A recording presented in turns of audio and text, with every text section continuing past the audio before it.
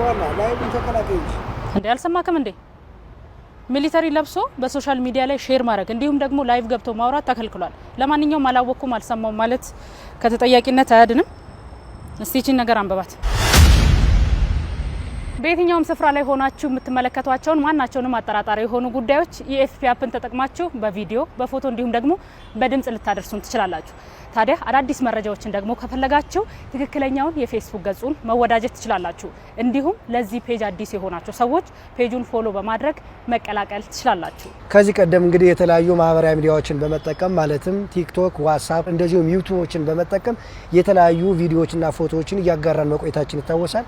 በቅርቡ ግን የኢትዮጵያ ፌዴራል ፖሊስ የአባላት የስነ ምግባር መመሪያ እነዚህን በሚያስከለክል መልኩ ተደንግጓል።